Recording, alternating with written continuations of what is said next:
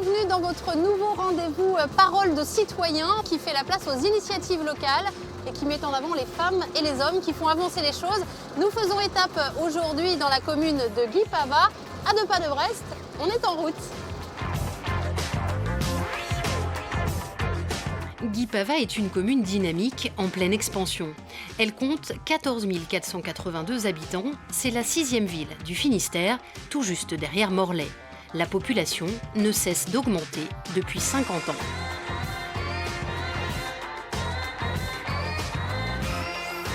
La ville s'étend sur 44 km², c'est presque autant que Brest.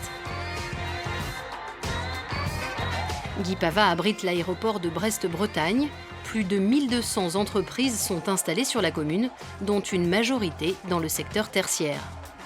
Le taux de chômage s'élève à 9,2%.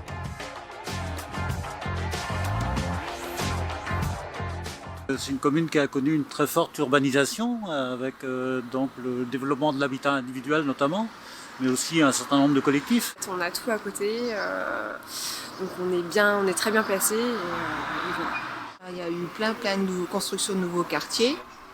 Bon, après, niveau environnement, j'espère qu'on arrive à maintenir un équilibre. Parce que c'est vrai moi je vois près de chez moi, il y avait un champ avec des moutons. Bon ben, maintenant c'est terminé, il y a eu des constructions.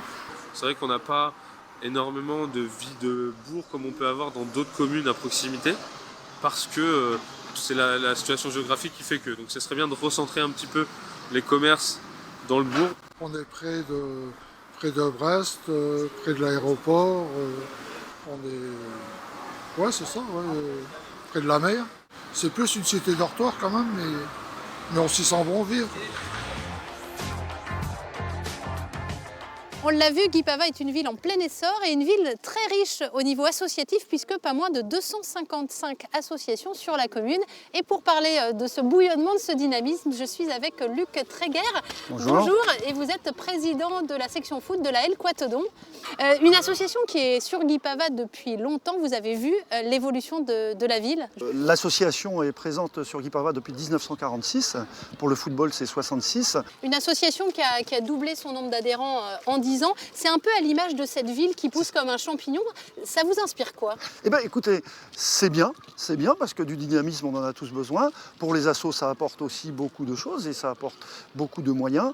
Voilà, c'est bien, mais il faut aussi que tout ça soit raisonné. Il faut maintenant faire très attention pour l'avenir, que ce développement-là soit un peu plus harmonieux et plus réfléchi. Voilà. Et il faut des infrastructures sportives aussi qui vont avec cette... Tout à fait, puisqu'on parle de sport, pour le coup, effectivement, par exemple, sur les quartiers ouest, moi je vais parler des quartiers ouest, effectivement, on est en manque de structure, il nous manque une salle omnisport, par exemple, ça c'est clair. Et ce qui est plus dommageable encore, c'est que par exemple les écoles ne peuvent pas se déplacer pour venir jusqu'à ce complexe sportif, là où vous me voyez actuellement. Faute de sécurité? Faute de sécurité. Un mot, Monsieur Tréguer, sur l'engagement associatif, ce bouillonnement. Un Guipavasien sur 2 fait partie d'une association. C'est extraordinaire. Comment on explique ça? Écoutez, alors je ne sais pas si c'est particulier à Guipava ou pas, mais en tout cas c'est vrai qu'à Guipava, on a beaucoup de gens qui sont dans le bénévolat. Le meilleur exemple, je crois que c'est ce qui s'est passé au niveau du Téléthon. Et on bat des records tous les ans depuis 3-4 ans pour montrer le dynamisme qu'on a. Je ne sais pas pourquoi à Guipava il y a autant de bénévoles, est-ce qu'il y en a autant ailleurs? Mais en tout cas on en est fiers à Guipava. Donc la ville grossit et l'engagement associatif aussi. Aussi. Eh bien, c'est une bonne nouvelle. Merci, Monsieur Tréguer. Merci. Je vous propose maintenant de prendre la direction de l'aéroport, enfin, juste à côté. Nous sommes attendus dans une ferme plutôt atypique. Bonjour Michel. Bonjour. Ça va bien? Alors, c'est ici la ferme à Raymonde? C'est ici la ferme à Raymonde, sous le beau soleil. Pourquoi elle s'appelle la ferme à Raymonde? Parce qu'on avait une première ferme, c'était la ferme à Raymond, parce que le propriétaire s'appelait Raymond. Et quand il s'est avéré qu'il fallait que nous déménagions, parce que c'était trop petit, on s'est dit, la ferme, il faut qu'on envoie les choses à la ferme à Raymond 2. Ah, d'accord. Et puis quelqu'un dit, mais si on l'appelait la ferme à Raymond? Nickel. Il fait frisquer ce matin, un petit 3 degrés. La tâche du jour des jardiniers consiste à recouvrir les allées de résidus de sapins de Noël. Un travail bercé par le trafic aérien et routier tout proche. Les avions, du coup, on les entend plus.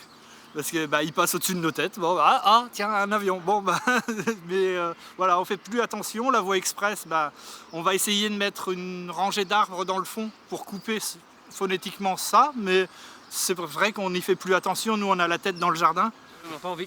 La tête dans le potager et les mains dans le sol. Ici, salariés, ouvriers en insertion et bénévoles, chacun s'approprie un bout de terre et cultive son jardin. Comme Anthony, qui travaille là depuis 5 ans. En fait, je ne savais pas quoi faire de ma vie, du coup, j'ai eu un rendez-vous à la mission locale et puis j'ai trouvé le service civique vers le jardin et puis du coup je suis resté. Vous avez une autre vision des choses maintenant? Ouais. Avant j'avais pas jardiné, je connaissais rien du tout, du coup j'ai appris sur le tas. Le jardin, c'est un outil pour faire avec les gens. Et plus il y aura de gens différents, plus il sera riche, le jardin. Face à l'urbanisation rapide de la ville, la ferme à Raymonde est un lieu dédié à la biodiversité, un écrin à préserver. C'est aussi normal que les gens trouvent des activités, trouvent du travail. On est de plus en plus nombreux, mais il faudra partager l'espace. Il faut à tout prix qu'on réfléchisse et qu'on laisse des zones protégées, entre guillemets, des zones rurales, des zones où on puisse y aller. Et puis ne pas avoir affaire au béton tout le temps, quoi. Il faut faire attention, à mon avis, on est en train de se planter si on ne fait pas gaffe à ça. Parole de citoyen, c'est fini pour aujourd'hui. Rendez-vous mercredi prochain à Poulaouen. Tout de suite, rendez-vous avec votre journal régional.